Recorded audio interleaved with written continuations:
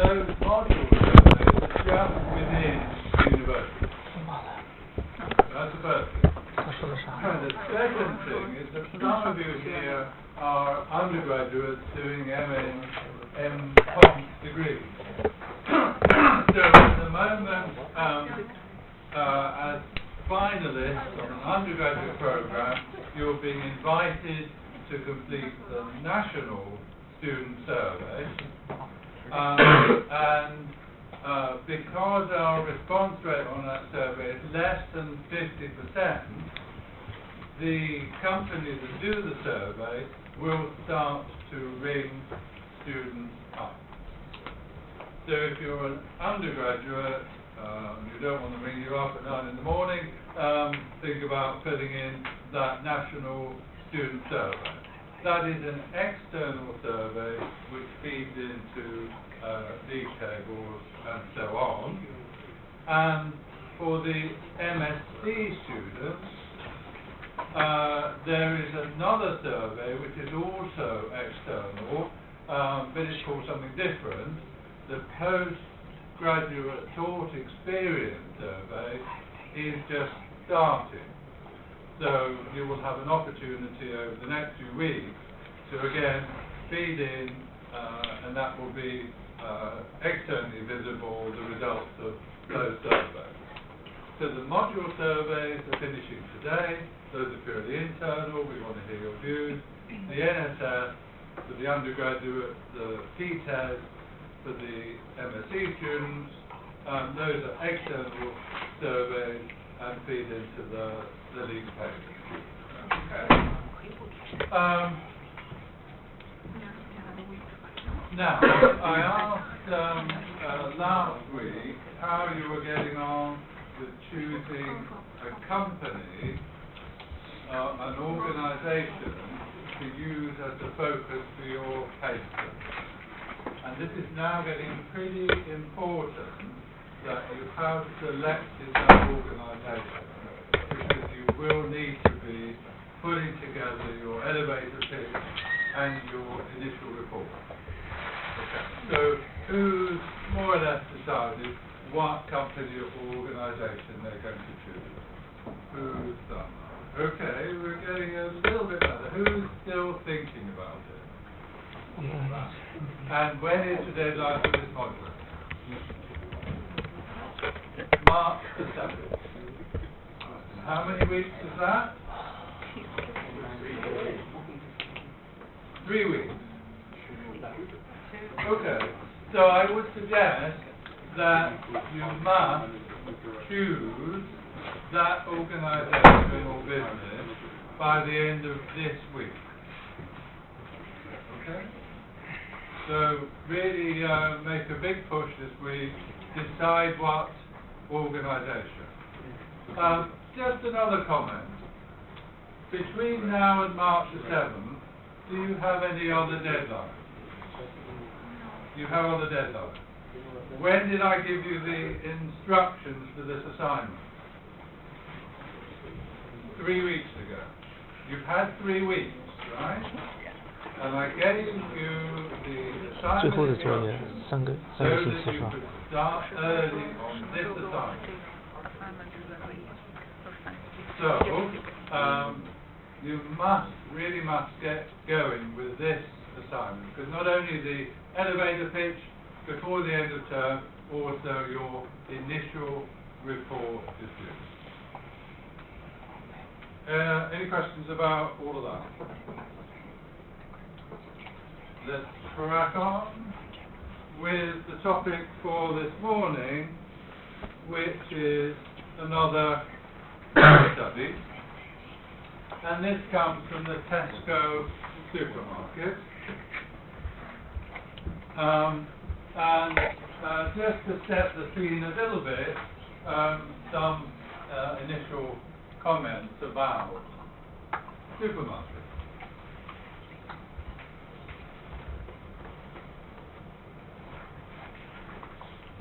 So, 100 or more years ago, it was very common that people went to a shop, they were served by a person that they knew. In fact, the people in the shop would know you, your family, and all about their customers. And when I was a child, there were still plenty of shops that still worked in that way. But supermarkets started 100 or so years ago in the States and gradually have replaced the other kind of shop in the Western world, in the US and in the UK.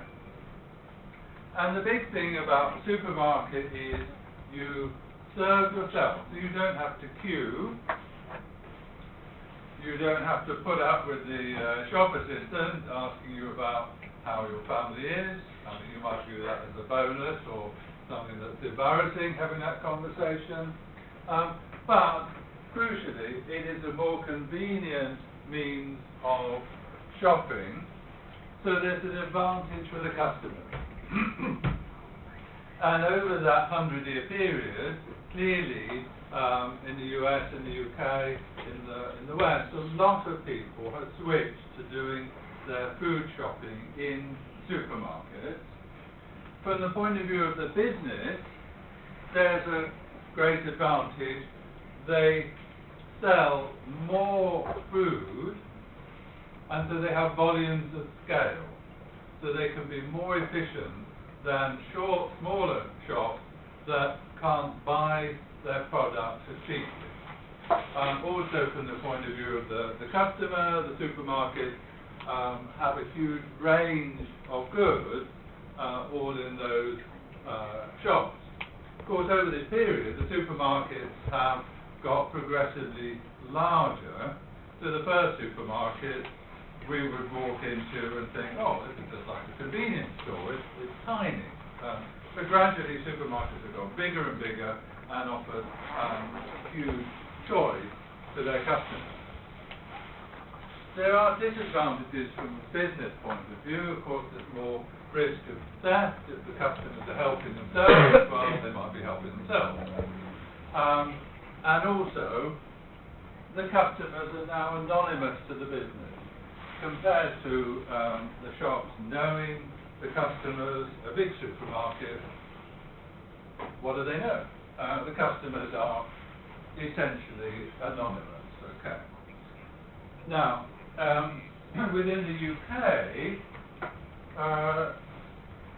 the first supermarket was Tesco, which was in London, and an existing company. Jack Cohen founded a shop based on a market stall, visited the States, thought this is the future, and brought the supermarket idea to the UK. They're famous, Tesco, among older people because of their Green Shield stamp. The Green Shield stamp was a paper-based loyalty scheme, so that when you bought a certain amount of stuff, you got a stamp which you could put into your book. When you filled your book, you got a discount on your purchase. It's just a loyalty scheme, paper-based, with these Green Shield stamps. And they managed to get a whole lot of publicity. When they introduced the scheme, they got thousands of people queuing up to get hold of their stamp book. So initially, publicity and a success, but by the mid-70s, it was seen to be a burden. So this is an interesting point. Why would a business give a discount to its customers? Yeah. Retention. Sorry? Retention. Retention, okay, yeah. So if you can give a discount and the customer keeps shopping, then you may have got a business advantage. How do you know if your loyalty scheme is effective at retaining your customers? If your store has point cards or collections of cards, then... Sure, but I'm talking about a paper-based loyalty scheme. Paper-based it is. Okay, so That's a what I paper-based loyalty scheme, you don't know if it's effective at retaining the customers. What you do know is you're giving out money through discounts. Okay? And maybe you're giving out all that money to people who were going to shop in your store anyway. So, why do you run a loyalty scheme if it has no effect on the business except adding additional costs? So, what had seemed like a good idea in the 1960s was seen to be an unwanted cost by the 1970s. Not easy to measure the benefit, but the costs were very visible. So what did they do? Okay, they moved on.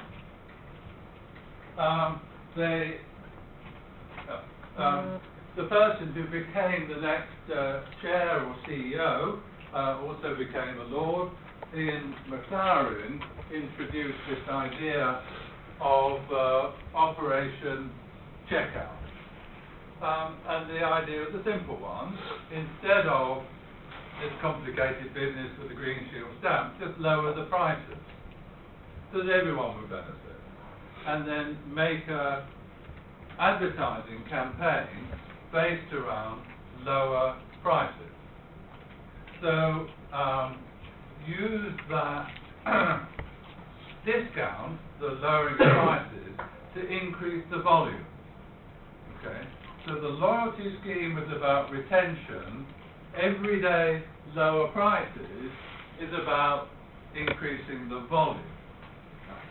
And the way they operated this was quite clever. They said, okay, well, we're going to have to refresh all our stores, so we will close the shop. Not only did they close the shop, but they covered all the windows in paper so people couldn't see what was going on. And then a week later, they opened the shop with everyday lower prices. Now, if people haven't been able to get in the supermarket for a week, what happens? They've all got a week shopping to do. So, people flood the shop. And again, they got a publicity boost because in Preston, the shop sold out on the first day. Well, it had been closed for a week. But they could say, because of our everyday lower prices, we sold out the entire shop. So again, lots of publicity associated with this launch. Now, move forward again. As you know, the supermarket sector in the UK is quite competitive. There are 10 or so supermarkets. Sainsbury's, Tesco are still around. There's other competitors, Asda's still around, QuickSave doesn't exist anymore. So some supermarkets have come and gone. But Tesco was number 2, and their goal, one of their business goals, was to be number 1 in the UK. So they really wanted to find a way of overtaking Sainsbury's. And at this point, a new IT initiative had just become technically feasible. We call it data mining or data analysis, analytics. And so they authorised a trial of the Tesco Club Card. And this is interesting because the Club Card, you may have seen it, it's like a little credit card with a Max Stripe or whatever. It's another way of operating a loyalty scheme. So it was going back, in a way, to what they'd done with the Green Shield stamp, which they'd abandoned. They'd abandoned the Green Shield stamp because it was purely a cost. It wasn't feasible to measure the benefits. But with this loyalty scheme, what made it different? You could analyze the data and actually measure the benefits. Yes. So we can analyze the data and measure the benefits. We can keep track of every single And we can keep track. And what enables you to keep track? It's an electronic scheme. So the customers have got an ID. When they use their club cards, a record is made on your computer system. So this, it seems a bit old-fashioned, but it is e-business because it's making use of electronic communication technology at storing all that data and then analysing it through the data mining. And this scheme was associated with the person who became the next chairman or CEO, chief executive, CEO, though he was only knighted, didn't become peer lord like the other two. So this case study is about the club card launch and what happened after that. And this is the key. The club card allows Tesco to build up a picture of each customer's purchase pattern. Now, before then, the way that a supermarket would monitor its business was by looking within each department, each little shelf, each item, how much they were selling. So they'd know how much they were selling of this and that, but they didn't know who was buying items together. All they knew how much of each individual item they were selling, but not who they were selling it to, and not people were buying some combination. So they couldn't tailor their marketing and promotion to suit their actual customers, only their average customer. So they know on average we sell this much cheese, this much vegetables, this much meat, you know. So maybe that's what the average customer buys. But of course there's no such thing as an average customer who buys the average amount of cheese, meat and vegetables each week. And the point about loyalty schemes, at that time, before the club card, they didn't know when they lost a once loyal customer switching to another store.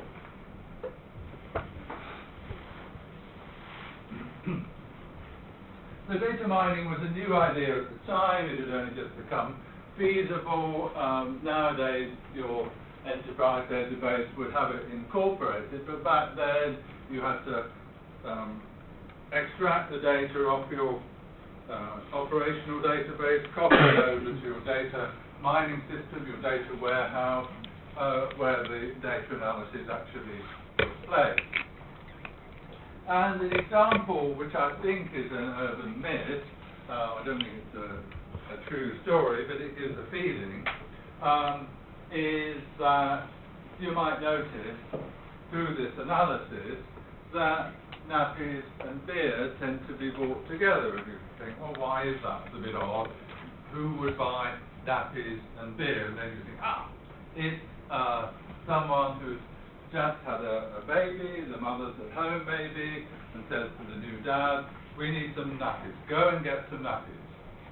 So they go to the supermarket, and then because they think, I'm really doing a good thing here, I must reward myself by getting some beer as well as the nappies while I'm in the shop, and it might take them a little bit of time to wander around the shop to find the beer. Or maybe it takes a bit of time to wander around the shop to find the nappies, I don't know.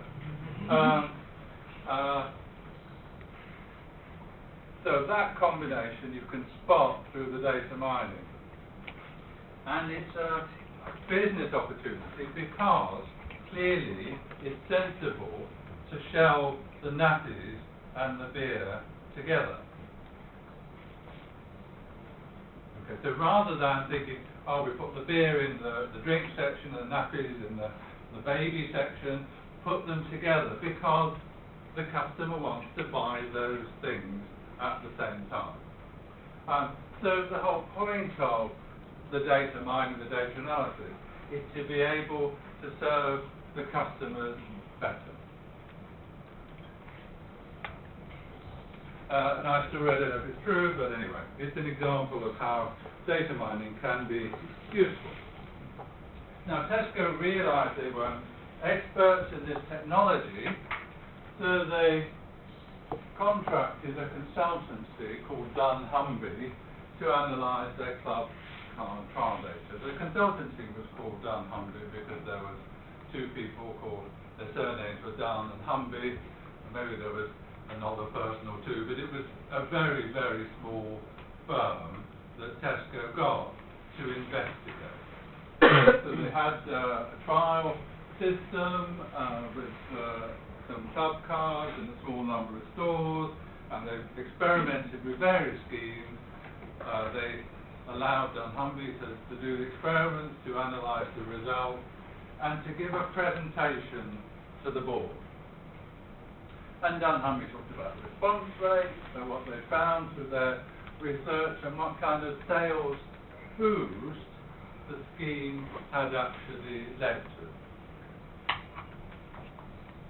And it was a bit like that example I gave you before, where you give a talk, and at the end of the talk, there's silence. And you think, oh God, that was a bit of a failure. Nobody's saying anything. And then, the chief executive said, what scares me about this is that you know more about my customers in 3 months than I know in 30 years. So the reason that there was silence after the presentation wasn't it was a failure, it was just, wow, that's amazing. And people needed some time to digest what they'd been told. So, it was very good for dunnhumby. Their pitch was accepted, and Tesco said, yeah, we're going to do this. We will do it across the country, and we'll launch in 12 weeks. Wow, that's pretty ambitious. How do you launch nationally in 12 weeks? Okay. Well, the first thing that was, they said, nobody talks about it. Because the previous examples have shown that by generating the news at the point of launch, you get a big national effect. You get reported in the newspapers and on the TV. So we don't want any leaks before the launch.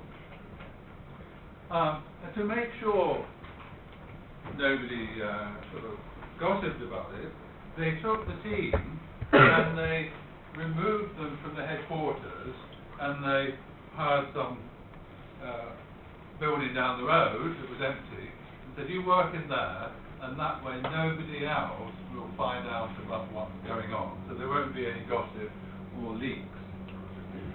Nonetheless, they had to recruit the staff that would operate the hotline or call centre, so that people wanted to know more about the scheme could ring up and be told how the club card worked.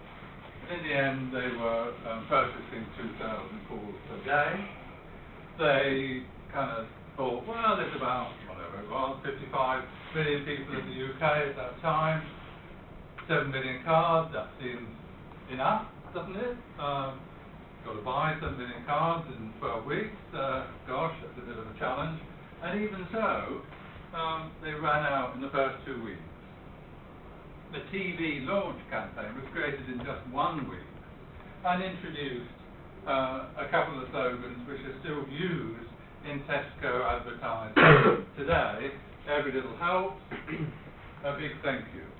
So the idea of the club card, as with other loyalty schemes, is to give back a little in the way of a discount to thank the loyal customers.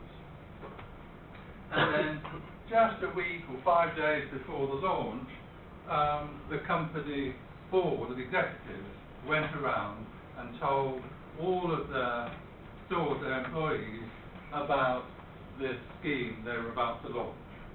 And so at that point, they couldn't keep it out of the news.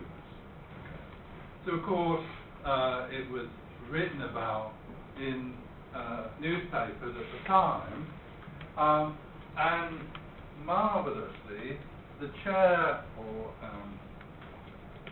executive of Sainsbury's, Lord Sainsbury, was quoted as saying, "This is nothing more than an electronic Green Shield stamp."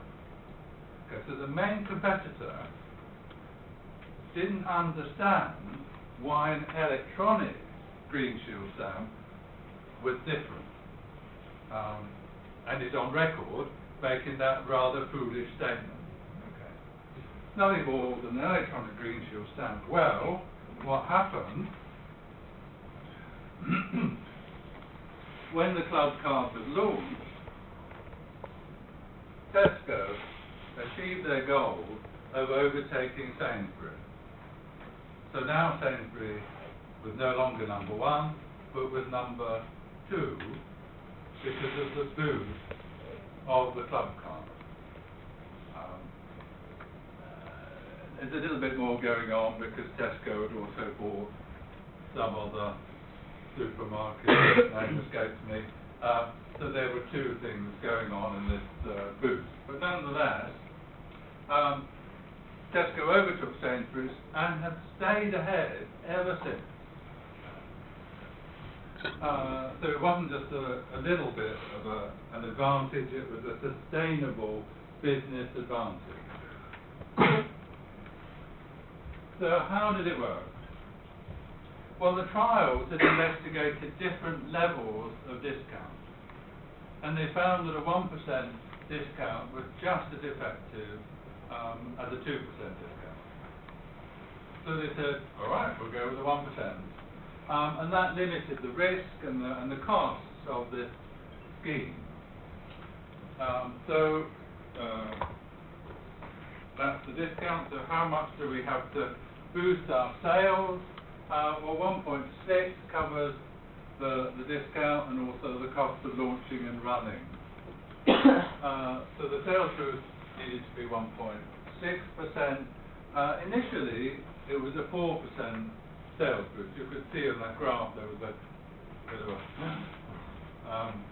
settle back down a little bit, but it settled down to over 2%. So it was a profitable initiative because the additional sales exceeded the cost of running the scheme. And nicely, the sales picked up even in older stores which had been in decline for years. So an alternative to repainting and refreshing your stores like they did for the Operation Checkout was simply an electronic loyalty scheme. And very soon, 70 or 80% of purchases were made by club card users. So pretty well everybody shopping in Tesco signed up and got themselves a club card. And that means that they are collecting huge amounts of data about the customer shopping. So there's oodles of data to be analysed. And what do you do with that analysis? You serve your customers better. So the basic proposition is easy. You spend £1, you get a point. You've got 100 points, you get £1 to spend. So there's your 1% loyalty discount. And the way it worked was by mailing out 4 times a year vouchers. So this is different to the typical supermarket in the States, which just gives vouchers to everyone, puts them in the local newspaper, shoves them in your letterbox, etc. These are vouchers to the loyal club card holders and users. And some of those vouchers are simple discounts, but others are specific to a particular product that Tesco is encouraging you to buy in their shop.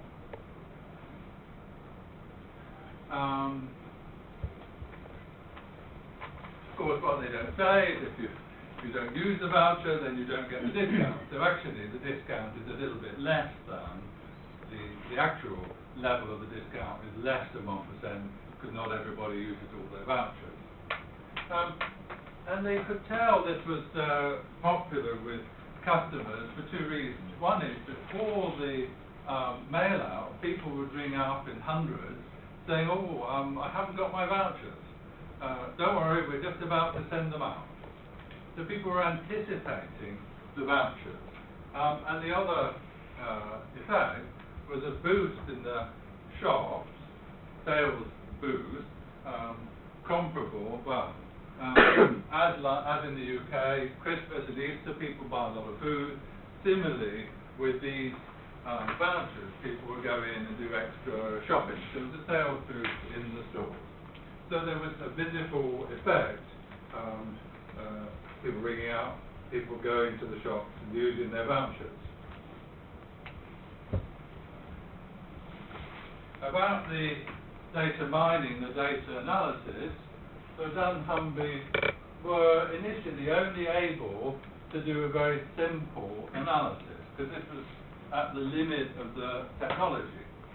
So in the first mailing, there were only 12 combinations of messages and offers. So they've done a simple kind of cluster analysis, and so we've identified 12 kinds of customers, and here's a mailing that's targeted to group 1, to group 2, to each of the 12 groups or clusters of customers. But as time went on, the power of the data warehouse analytics grew, and it grew faster than the volume of data, so that the number of combinations gets bigger and bigger until by about 2005 it becomes essentially personalised. Because by the time we've got 8 million different mail outs, well, it's pretty unlikely any one customer will receive the same offer as another customer. Now, remember, some of these vouchers are simply £3 off £30 shopping. Others were trying to encourage you to buy goods at Tesco, which they believe you must be buying. We've analysed your spending, and we can see you're the kind of person that must be buying wine. You're the kind of person that must be buying beauty products. You're the kind of person that must be buying nappies. But you're not buying them in Tesco. See, it's only through the data analysis that they can tell you aren't buying wine, beauty products, nappies in our shop. Before then, you couldn't do that. If you only knew the average amount of wine, beauty products, nappies, you wouldn't know who were the people who weren't buying those items from you. Now, the reason is probably they were buying those products from some other shop. People were going to a wine store to buy their wine. They were going to a chemist or a beauty store to buy their beauty products. They were going to Boots or wherever to buy nappies. And so they're saying, well, we'll encourage you to buy those things at Tesco. You're buying your food already. Why don't you buy other items. So use all the departments in Tesco, shop the whole shop, not just for food. And of course, another thing you need to do, and you might be able to work out through analytics, is this is a person we shouldn't offer a discount on meat. We shouldn't offer them wine because we can tell they're the sort of person that won't be buying meat or wine or whatever.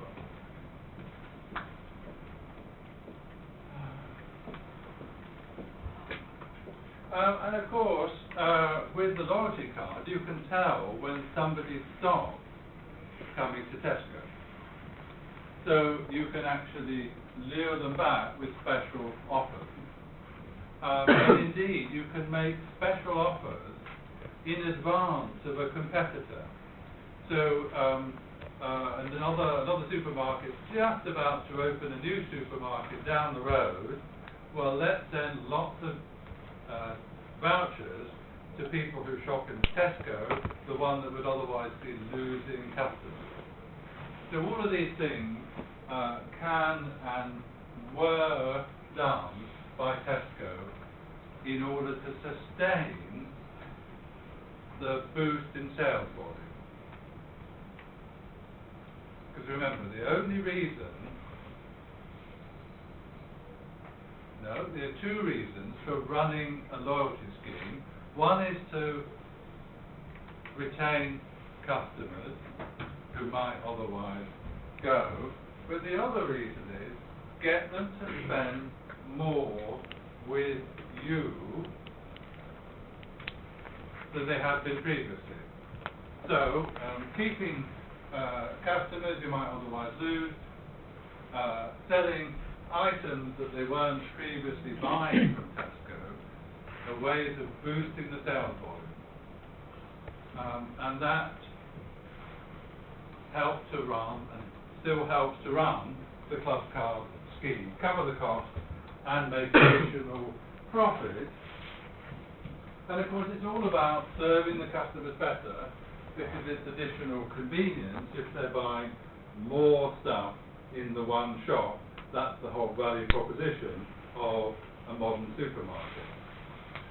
Okay. But they didn't stop there. They, over the following years, introduced a range of other schemes, all of which build on the club card and the club card database. Because they now know a huge amount about pretty well all of their customers. So they offered personal finance. They were the first to become a successful bank. They offered club card deals, so that not only offers from Tesco, in your mail out with the vouchers, you also got offers from other suppliers, buy a discount on your plumbing, a new bathroom you might want to buy, and you could use your club card points to get a discount on your plumbing. Tesco don't do plumbing, but they got some share of that purchase of the bathroom when it was done through club card deals.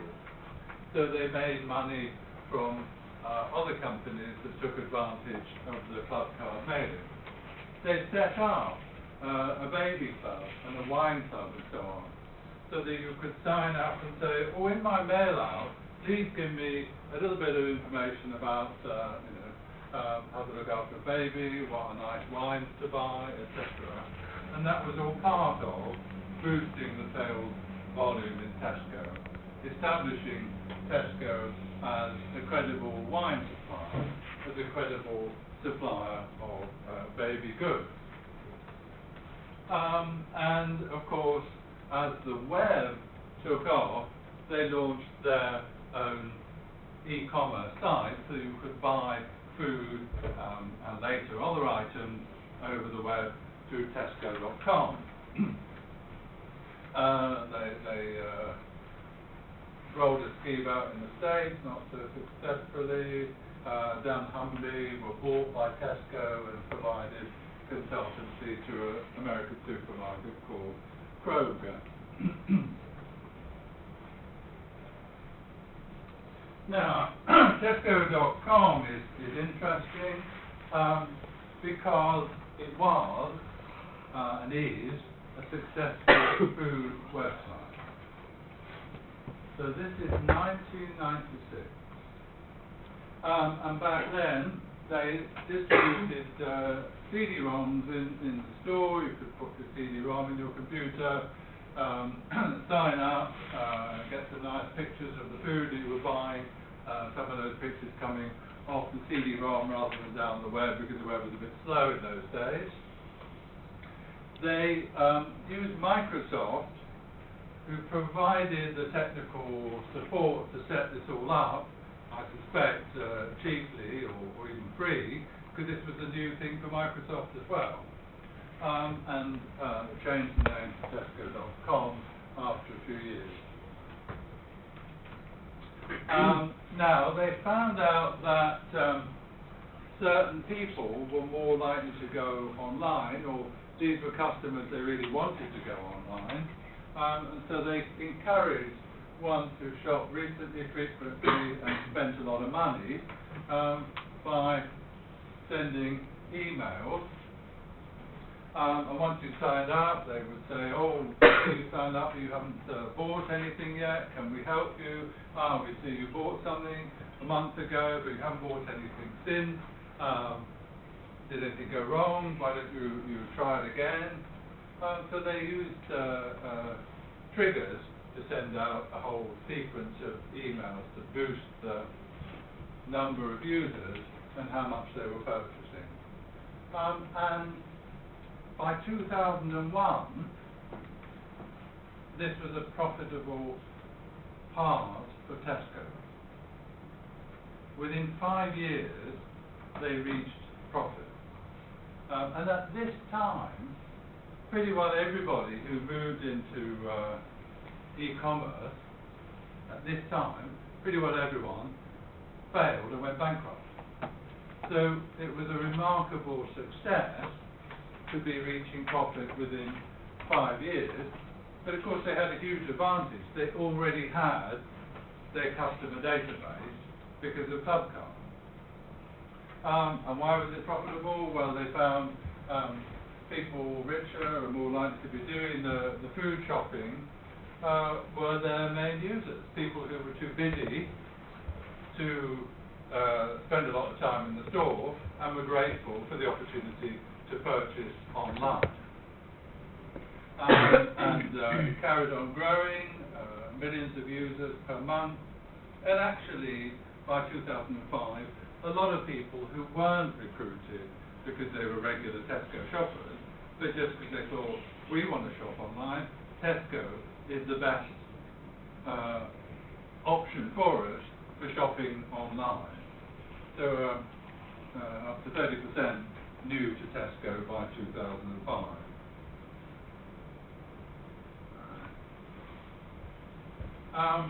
And as I said, this is a big difference to other firms.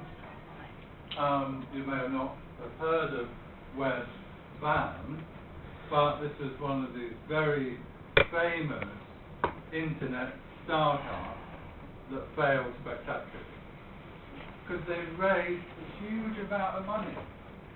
They spent $1.2 billion advertising to try and recruit customers. Even nowadays, it does amaze me, you still see people advertising on TV, try our website. And you think, oh, that's such a crazy thing to do, to spend money on TV advertising. If you're not successful by word of mouth, it's going to be difficult to succeed by spending a lot of money on advertising. So if you do the math, that's $1,600 per customer. The Webvan were way ahead because they raised so much money. The average internet startup was spending $250, whereas Tesco only spent $20 recruiting their users on Tesco Direct, Tesco.com. So they had a huge advantage because they didn't have to waste lots of money acquiring customers.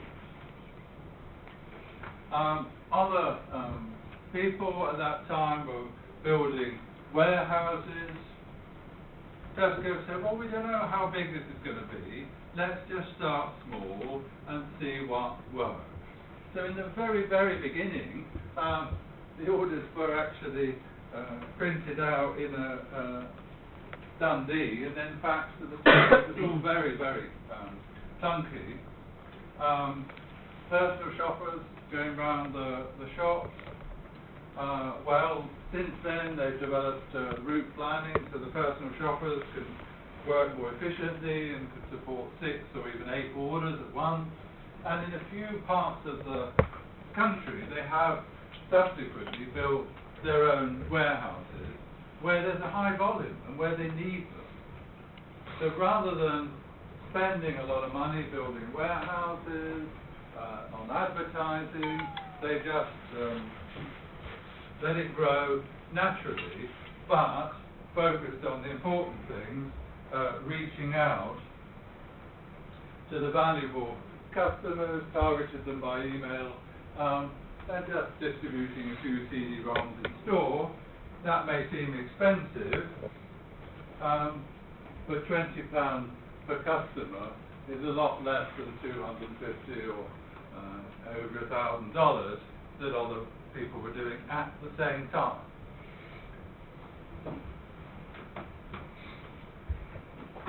So, what did Tesco do right? Well, they did a lot of things right.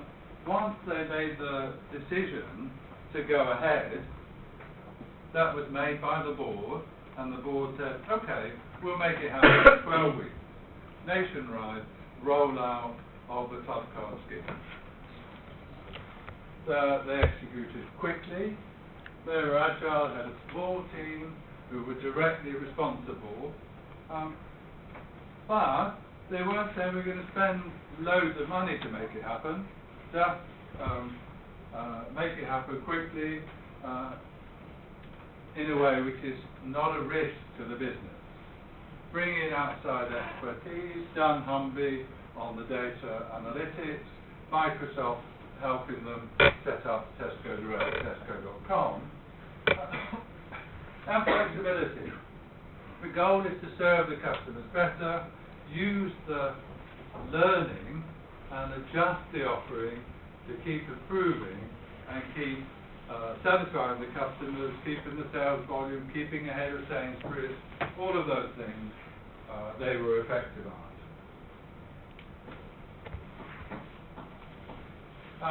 And sometimes people talk about first mover advantage, but Tesco sustained this over 2 decades, and so they used that boost and then kept ahead by finding new opportunities for extracting value out of their club card database. And you can kind of see that because when everybody else realised, oh my gosh, Tesco is succeeding with this, we must do the same thing. At that time, every supermarket introduced its own loyalty card. And I, asked people I knew, and they could open their wallets, and they had 10 different loyalty cards. You kind of think, oh, well, that's interesting. You've got a loyalty card from every supermarket. Does that make you loyal or what? But their schemes weren't effective. They didn't have the imagination that Tesco did to keep the sales volume going, and they gradually fizzled out. People didn't use the cards, they threw them away, and in the end, the competition got together and set up Nectar as a consortium because they couldn't run their own individual loyalty schemes successfully.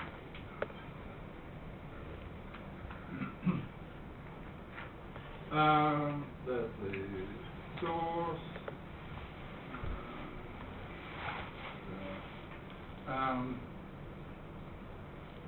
So you can see from the 90s and even through to the present day, Tesco is the market leader, Sainsbury's have declined, and Asda has overtaken them, and there's the other supermarkets. So Tesco sort of struggled once they hit 30% market share, but they certainly managed to double their market share over this period while they were doing all those things that exploited their subcom database. So I think you can see this is more than first mover advantage. They have achieved sustained competitive advantage through e-business and imaginative use of appropriate technologies at the appropriate time. Okay. So I've run on a little bit. Anyone, any questions, comments? So we'll take a 10-minute break, and about 3 minutes past by that clock, I'll start again on the next session.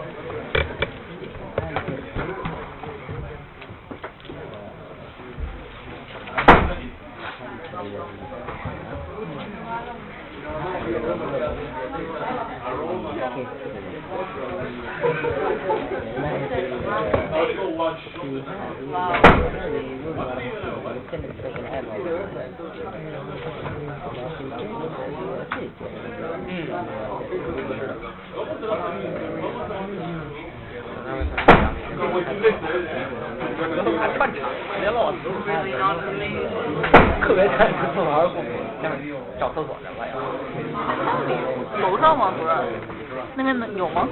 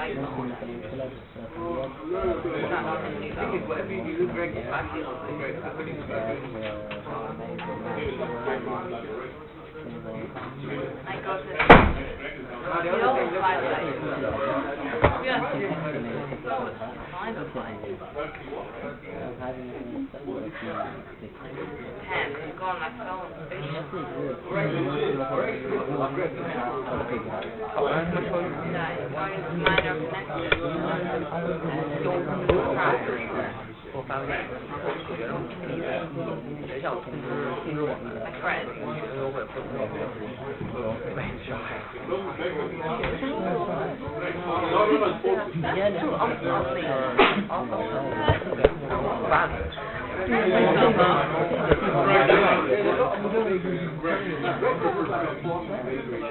Like my house makes us.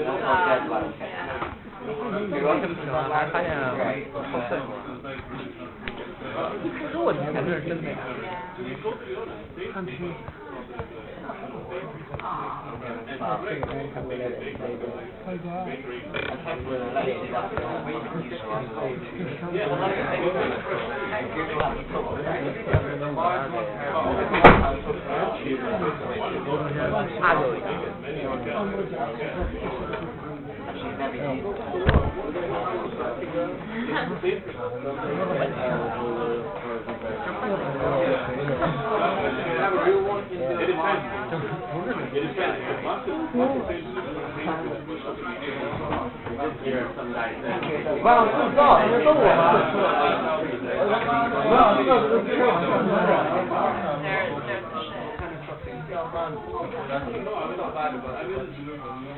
真的。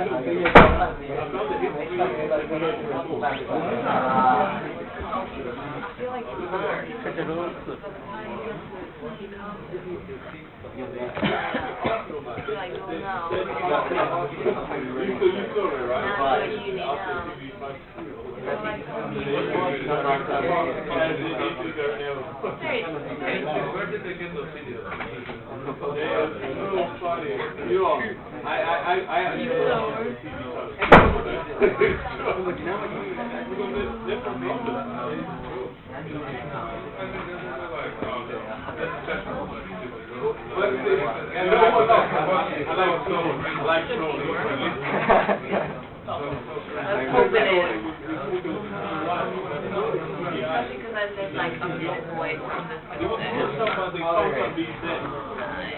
If you're going to do work, you'll be your race. Yeah.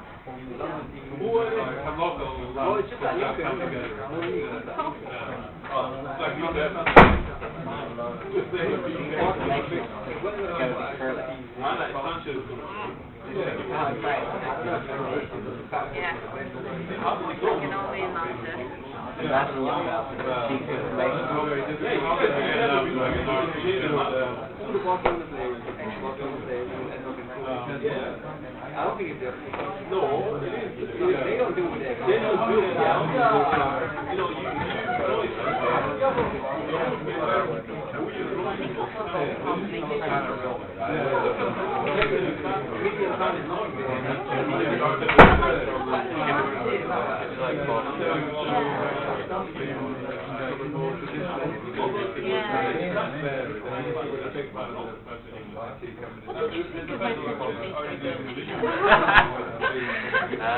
I'm doing research.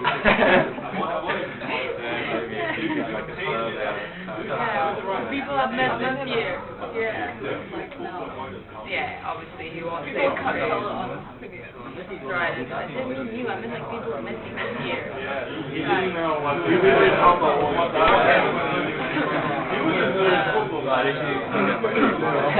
How can I say Marco?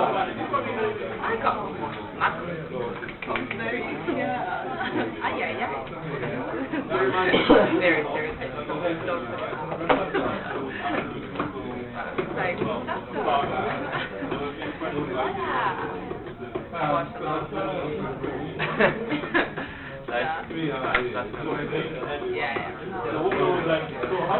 yeah. It is the same language though.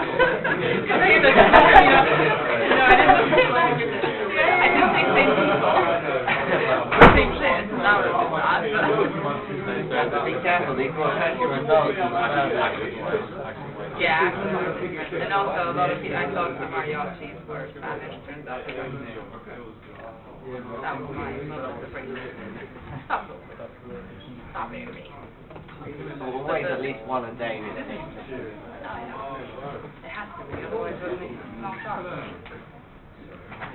But, I said that to the Spanish guy, the mariachi, he looked at me like kind of just like betrayed. Like I said, from the home betrayed. I'm not saying it's funny. I genuinely thought it was mariachi. It was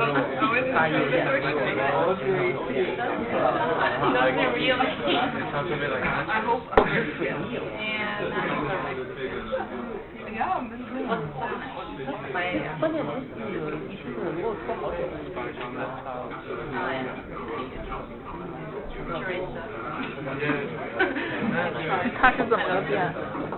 道，他只是说schedule check，然后让我打电话去问他，没搞那边。I mean, no.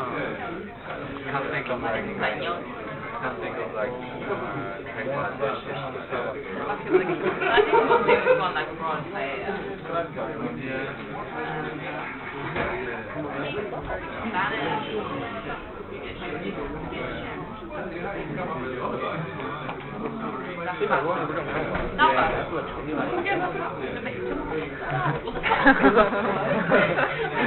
Spanish dishes. Maybe with tomato. I feel like that's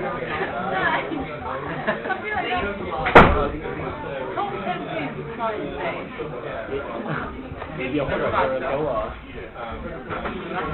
给我那个 I don't really like it. It's like 做一些心理准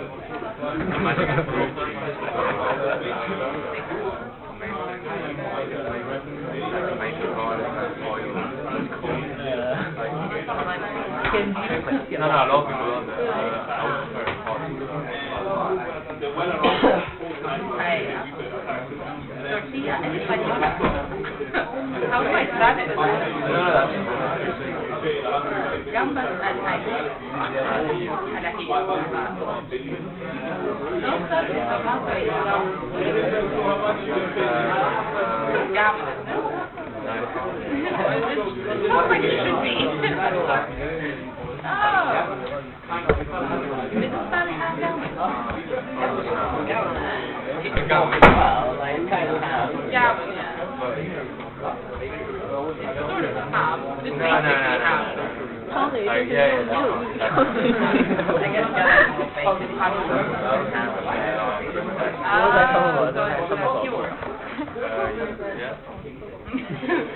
say so? Okay, so welcome back.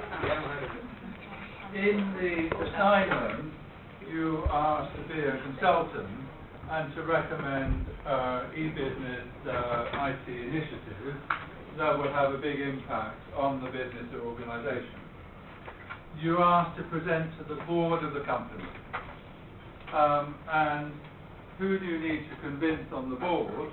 Well, a majority would be good. The CEO is important, the COO is important. Many companies will have a chief information officer as well. And you need to convince that person that your proposal is sensible. So it's worth thinking about what it is to be a chief information officer. In other organisations, if they don't have a CIO, then the chief operating officer, the COO, will have responsibility for IT, at least at the executive level. So you want to convince the executive who is responsible for the IT that your proposals are sensible. So what is the CIO? It's one of these sort of executive or chief positions at the highest level of the largest companies that should make them a member of the board. There are companies that have a CIO and then they don't include them on the board, which is kind of crazy because then they're not really a chief executive at all if they're not a member of the board. They're responsible for IT operations and investment, so this is a person you would want to be the sponsor for your proposal. The CIO is relatively new in business, but it has been studied and there are papers and books on what's involved in this role, and that's my source for this set of slides. Each of those typically has a few good ideas and I've pulled them together.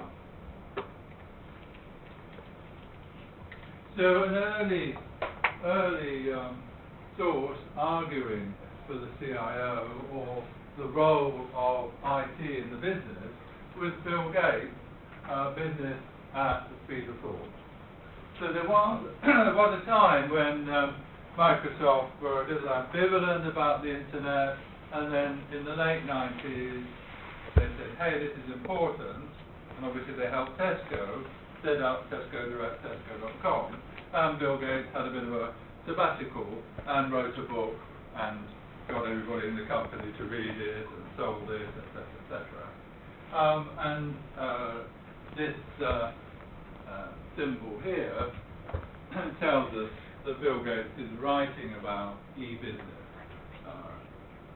The @ sign, okay, it's email, not a web, but nonetheless it's promoting the E part of business. And in one chapter he says, IT is a strategic resource and the CIO has to be an integral part of the development of business strategy and must be able to articulate in plain language what IT can do to help execute that strategy. Well, an institute was set up to get together these new CIOs and promote IT governance or proper management of IT, and likewise they my emphasis, they list a number of things. My emphasis is on aligning the IT with the business strategy, having the constructive relationships and effective communications, and measuring the performance of IT, convincing the rest of the board that IT adds value.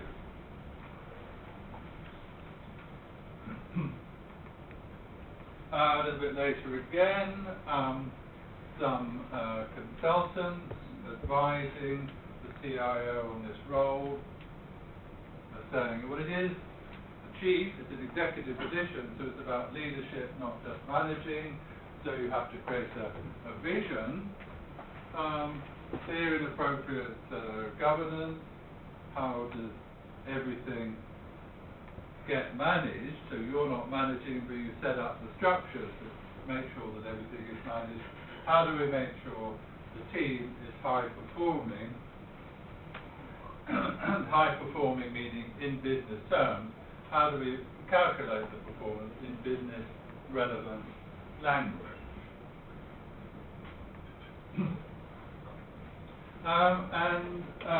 Again, a little bit later on, a survey was conducted, and they asked CIOs, by this stage there was enough of them to do a survey, what are your priorities?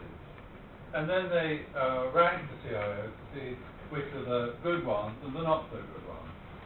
And the worst CIOs, their priorities were different from the best CIOs, and we can see that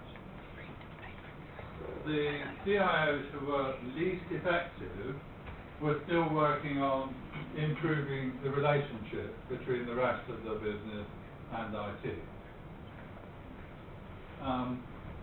By contrast, this has fallen way down as a priority for the best CIOs. Not because it wasn't important, but because they'd already sorted that one out.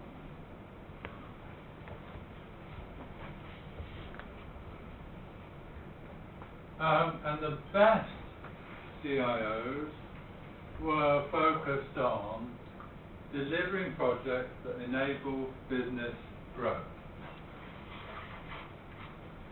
So that's a nice bit of research and a nice way of presenting the data. By the time you get to be really doing a good job, you've sorted out the relationship, your focus is business growth.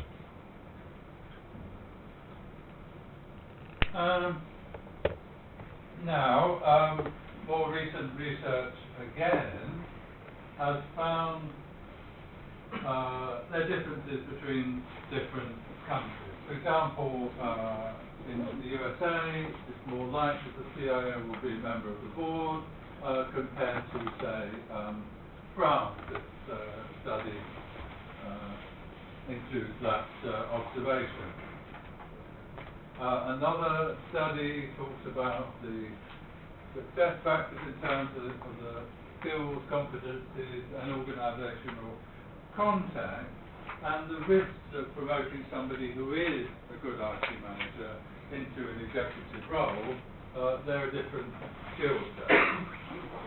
And both papers provide evidence that the CIO should report directly to the CEO. Even if the CIO is not a member of the board, they should report directly to the CEO, not to the COO, who then reports to the CEO. And the role works best when the board understands IT, and this is about communication. Because the CIO has to explain in plain language to the board how the IT can improve the business. But the board has to be receptive to those kind of suggestions.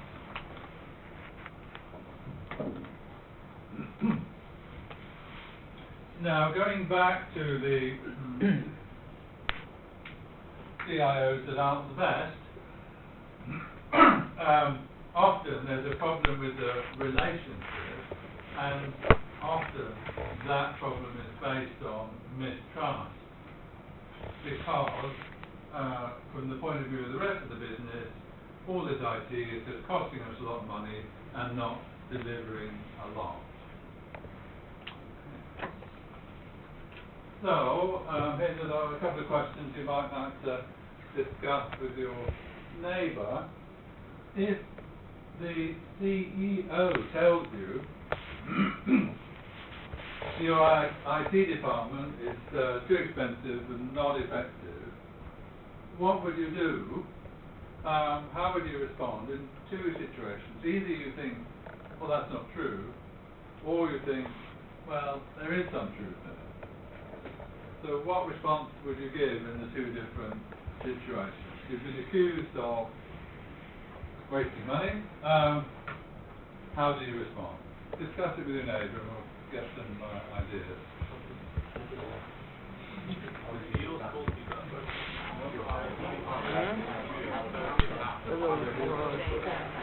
是公司的 CIO， 然后那个 CEO 告诉你那个 IT 部门对，然后有没有效率，然后如果你觉得这个指控是没有理由来会给你开，如果你觉得有理由就会给你开。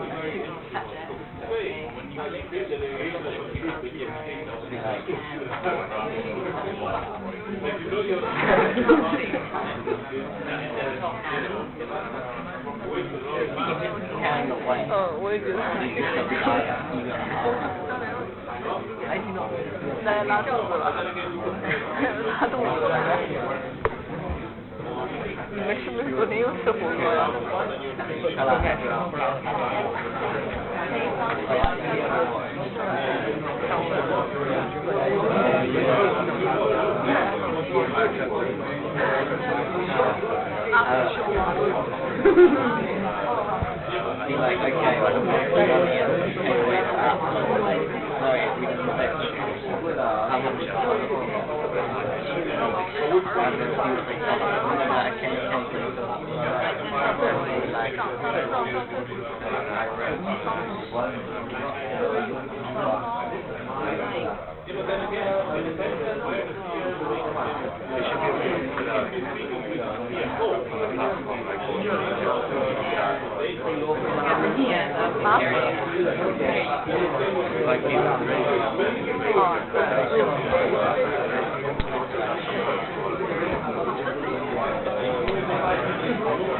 我觉得可能还是得虚心的接受，然后说调查一下，我调查一下。对。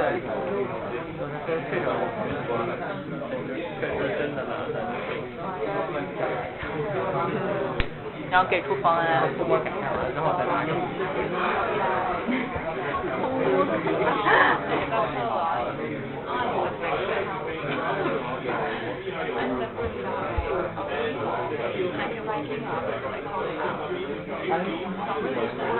前面那一块是我们喝醉前面那一块就是喝醉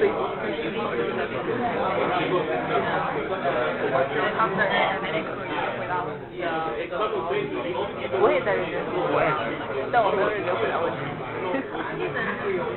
我的心里回答问题。我以为你在发呆，我以为你在看手机。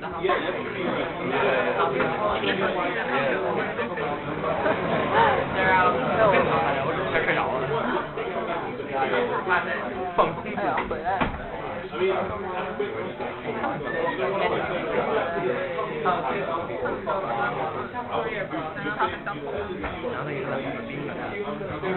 好变态的人。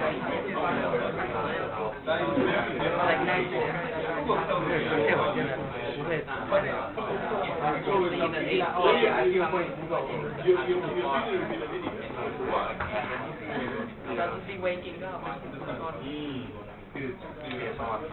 Okay, so this awkward situation, your boss has just told you you're not doing a great job, and you think your boss is wrong, the allegations are unfounded or false.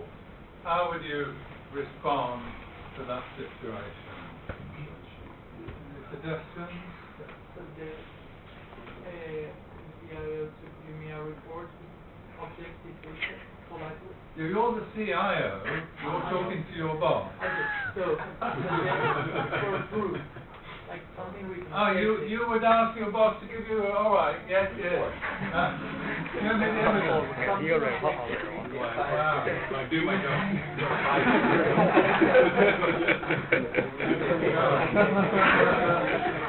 Okay, very right, yeah. Can we not change the word unfounded or false into alternative fact? Oh, that's alternative fact, yeah, well, no, yeah. Because otherwise you make it sound very much. So if you go for unfounded or false, then you're telling the CEO that he's an idiot. Yeah, you can Because he's basing his assumption, he's basing whatever his statement on unfounded truth. If you think, this is what you think, sure, you may choose to say something different. Well, you can start acting like Donald Trump. Sorry? You start acting like Donald Trump.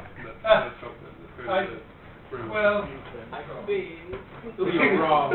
Donald, wrong.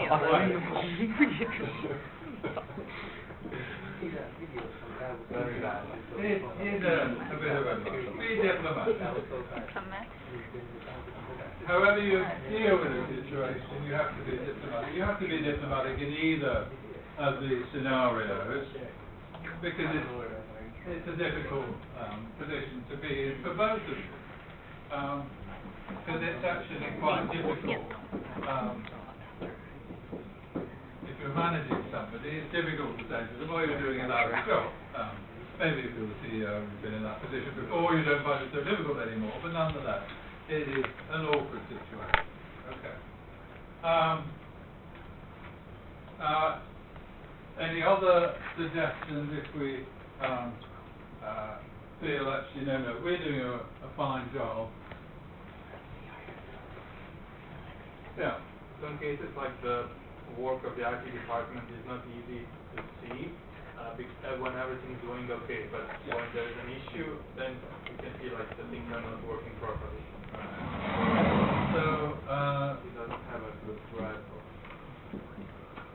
the problem is that failure is more visible than success.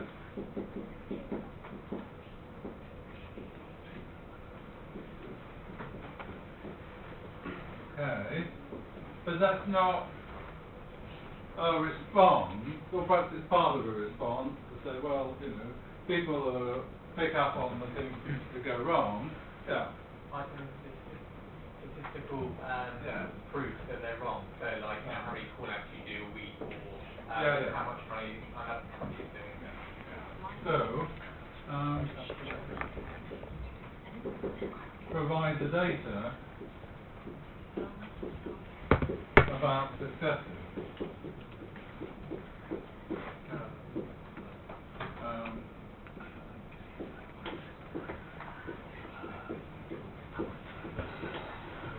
The value added. Comment? No, I was going to say. Anything else? Yeah. Can you not suggest what was I going to say again is that with some truth, can you not say, okay... We haven't got to this side yet. Yeah, oh, you haven't got it, okay. No, we're doing this side yet. finish off this time. So it's about providing evidence that you're doing a good job. Maybe there's a view in the organisation that things are not going well, so you need to overcome that negativity. And sometimes people would talk about having a campaign, a communications campaign. Maybe that's what needed is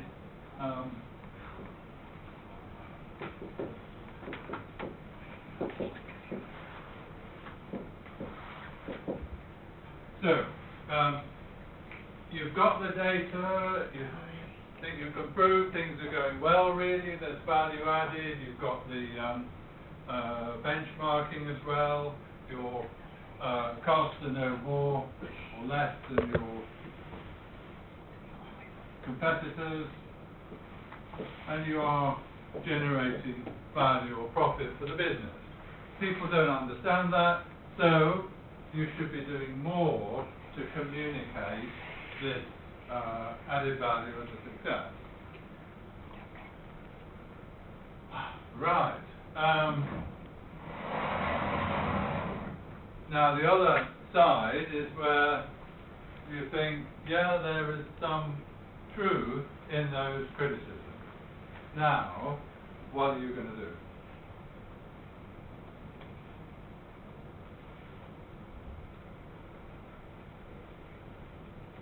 Yeah.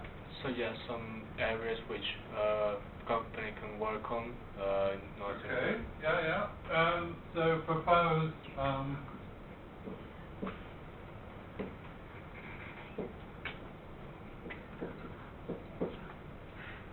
so we can improve this, we can improve that. We can work on those areas. Yeah. Find the main cause. Okay, let's do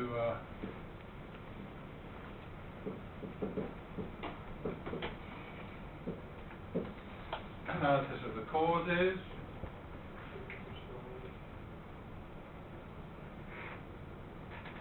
I have to say this, not every chief executive is going to be a nice guy.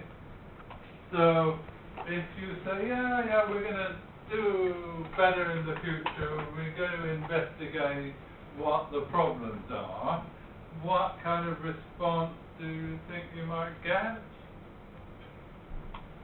You want it now. You want the solution now. Yeah. So why aren't you doing that already? I want results now is a possible response. So nobody has suggested they're going to resign. Okay. This is a possible outcome of this kind of conversation. Yeah. You You're going. You refer to your previous successes, and that's just one. Yeah. So it depends a little bit how long you've been in the job. Suppose you've only just started. Then you could reasonably say, give me a little bit more time. Or you've been in the job a while, and actually, things have worked well in the past, and maybe there's a little bit of a hiccup, so you can kind of say, but don't forget, our loyalty card scheme, which brought in huge amounts of profit for many years, so you can refer to the past or previous successes. Yeah. So back to a point about the time, I don't know if it's possible to share the blame with other departments, so the CEO doesn't knows that it's not entirely your fault. Well, okay, yeah. So what's the situation like in the rest of the business? Is the fair point. if you're going to analyse the causes, think of areas to improve, and then you acknowledge that maybe you aren't doing so well compared to some of the competition, maybe this is a time at which you would get some advice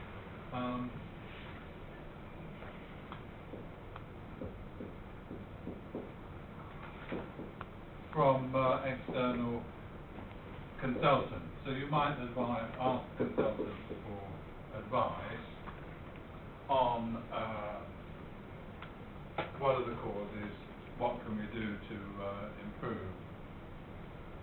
So you have to think on your feet in that kind of situation, but really it should be no surprise if you already believe that the IT department isn't effective, is wasting money. If you already believe it's true, you should have some responses in mind for when you're put on the spot in this way.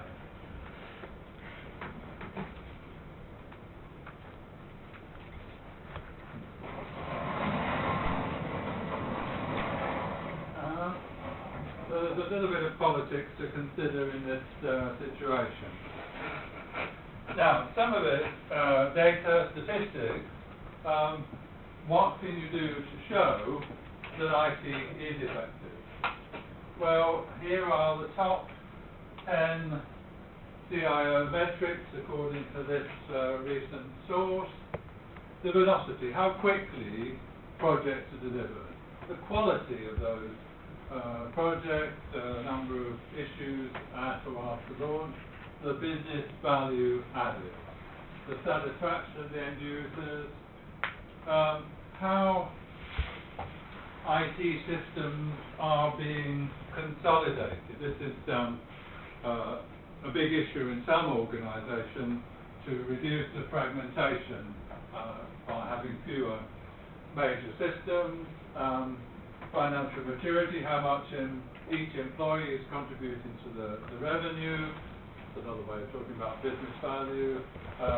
Security. It is difficult and expensive to keep our systems secure. Don't forget, we haven't had any breaches in the last 12 months. Hope we don't have one tomorrow. Cost of outages, responsiveness to service requests, and the alignment. How much time the CIO spends talking to the rest of the business and adding value, making sure that the rest of the board is your ally, not undermining you. When we're thinking about presenting statistics and data, often it's done via this thing called the balanced scorecard, which is a popular approach to performance management based on 4 perspectives. And that's why it's balanced, to say we should think about the finances, the customers, the internal business process, and also the learning and innovation. And it's kind of difficult to balance the scorecard, but in a way that's the point, to think about a range of measures to cover those aspects. Popular paper, popular idea, 25 years ago is that. So, you say, okay, well these are the categories, then with each category what are our goals, and how do we measure those things, and then monitor and respond, and it's an idea which many other people have written about.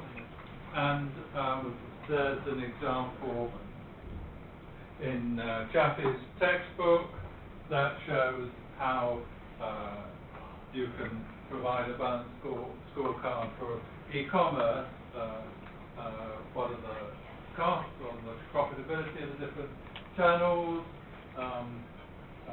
the customer value, how do we measure the reach, the number of unique visitors, the cost of acquisition, the cost per sale, the loyalty of customers or the customer turnover, the business processes, what are the conversion rates, the sales value, the catalogue size and quality, what proportion of the customers also interact by email, the learning and innovation, how many times we've introduced or tried new approaches, how much education have we provided the business about e-marketing and satisfaction of people within the business.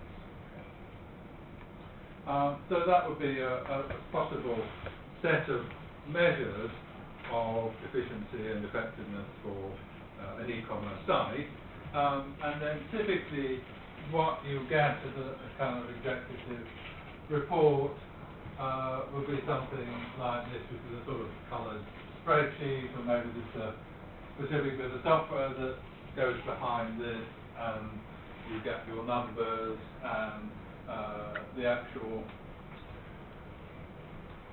current scores, and then there would be some kind of traffic highlighting to see whether you've achieved 100% here, or 90% there, or 50% there. So this is an approach that is genuinely used at executive level as a way of tracking from the high-level goals right down to very specific measurables or key performance indicators. And if you know the things the business cares about and measures, then in your proposal you can say, oh well, this will help the company achieve its target of 50% of change initiatives have a cost benefit, or number of feedback sessions, or whatever it is. So if you do have access to this level of information, it enhances any proposal you make for a strategic initiative. Okay. Now, more recently, people have started to write more about the challenges of being a CIO, and one book is called The CIO Paradox, and it came out of an article that was very popular, and the person went around and gave lots of talks and put all that together and wrote this book. And it's full of paradoxes. So it's not just one paradox, but many of them. So, for example, the first one here, that information technology is intimately involved in every facet of the business. That's true for most companies, or many companies, yet is often considered to be separate and removed from the business. So there's a paradox there. And the next one says, the CIO is the steward of cost containment, so you can't fail, but you must innovate, and yet you can't innovate if there's no room for failure. So this paradox Tesco tried to resolve by making sure that new initiatives were tried very quickly at low cost and low risk. So where you're going to innovate, try and do it quickly so that the failure is not too expensive or too risky. You are hired to be strategic, that's the C bit of the CIO, but actually you spend most of your time on operational issues, dealing with the latest outage which disrupted the business, big security problem, etc., etc. So how can you think forward if you're always being faced with the problems of today, or indeed the problems of yesterday? So envisioning the future while upgrading legacy systems. Staff are comfortable with technology, but in IT, people also need to have good communication skills and good people skills, etc., etc. So this last point is an interesting one. If you're in a company that's really so dependent on its IT and its e-business that the company's success and existence depends on it, then surely there should be a CIO on the board of that company. It's a fair point.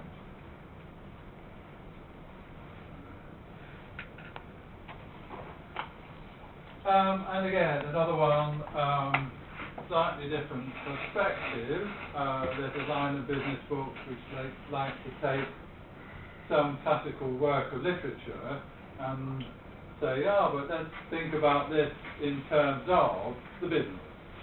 So this Machiavelli was a famous Italian author in the Middle Ages and wrote about how you have to be sneaky or deceitful in order to obtain and use and maintain power in a medieval Italian city-state. Well, okay, a business is a little bit different from an Italian city-state, but nonetheless, the argument is that IT leaders should be Machiavellian. So this is a quote from Machiavelli. So a prince who knows no other control but his own will, you've got somebody in charge who just does what they please, then they're like a madman. Okay, no names, but you can probably think of some modern examples. And the people that can do as it pleases will hardly be wise. So if you've got a country where anything that upsets anyone, there's 1,000 million people on the street, then you can't govern the country. So you need some compromise between the people accepting government and the government accepting direction from the people. So, slightly strange way of saying that, but medieval, quote from medieval literature. All right. So, the argument in this book is that the leaders, and particularly the CIO, must master the disciplines of power and manipulation and warfare. So you can't succeed by being nice all the time. Sometimes you have to manipulate and use both the light and the dark side. So the various chapters contrast animals. So the lamb is seen as the peacemaker, the lion as the great hunter, the dolphin is the friendly animal that goes around in pods and big groups, and the shark is an individual, the dove, again, symbol of peace, and the snake, poisonous. Okay. So that the CIO is advised to think of themselves as a wolf, an animal that combines all these strengths and particular finesse and force to benefit the enterprise. And manipulate, but altruistically for the sake of the business rather than their own gain. Because the prince who knows no other control of his own will is a madman. You have to be devious and manipulate, but to make the business run better. Okay. So that's a little bit high level. So here's a couple of examples of situations you might encounter. For example, as a CIO, so you're trying to do your projects in a professional way, you're running a portfolio of projects, and you want to know, from the point of view of the business, what are the priorities? If these projects collide, which should we focus on first? Okay. Now, it's not the most exciting meeting, so difficult to persuade people to turn up. But if there's a serious problem in non-attendance, you can't prioritize. So, what should you do? Should you just say, well, okay, you didn't turn up to the meeting, so I made up the priorities. This is what they are. If you don't like it, tell me. Should you say, oh, I'm sorry you couldn't attend my meeting. Here's another date. Could you come along for this time? Or should you say, well, if you can't be bothered to come along and prioritize, then it's not worth doing the project, so I'm just cancelling it. Who would vote for second-guessing, making up the priorities yourself? All right. who would go for rescheduling the meeting, all right, and who would go for cancelling the project, all right. So that most of you would sort of act like a lamb or a peacemaker, saying, okay, well that was difficult, let's reschedule the meeting. The trouble with that is, you haven't got clear priorities. If at some time in the next month or two there is a clash, you don't know how to resolve the clash. So you're left in a difficult position as a CIO, managing these projects that are supposed to be vital to the business, but you haven't got clear priorities.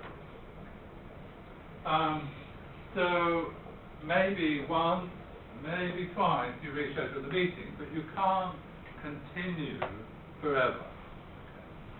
Now this is sort of a devious thing to do, because then you say, okay, I made up the priorities, so you can impose your own view on the rest of the business.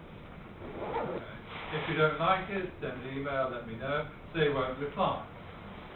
But now you've put yourself at risk, because when those projects go wrong, and the CEO says to you, well, why did you prioritize this project over that one? It was your decision, so you put yourself at risk. So this kind of acting like a lion, as I say, cancel the project, may be something that you would need to do as a last resort. But it is very much a last resort, obviously, because that's really a huge trigger for great disruption among the board. Another scenario. Somewhere out in the company, there's a little bit of IT work going on that's not been approved. You discover that unapproved project is actually been started by another executive who never mentioned it to you, even though you meet on a regular basis. They're spending money with external suppliers. So, do you insist it's cancelled, or do you undermine it by saying, well, that's not an approved project, so you can't have any time for my members of staff, nobody on my team will talk to you, you can't even access the customer database because you haven't got permission to do that. So, who would favour the insisting it's cancelled? Okay, and who would just deny access? Okay, so that's a little bit more balanced. It was about even. And again, this kind of visible action will obviously lead to heated discussion and may involve the CIO having to make a ruling. The devious action puts it off, but again, remember, when you act deviously, when it's discovered later on, you are putting yourself at risk if people feel that you've made the wrong decision. You've made a unilateral decision, and maybe it was the wrong one. But this is a big deal, and it does indeed happen from time to time. Okay, so thank you for your time today. Don't forget those daily surveys to complete, and do make sure this week you decide what big organisation you can choose. See you tomorrow.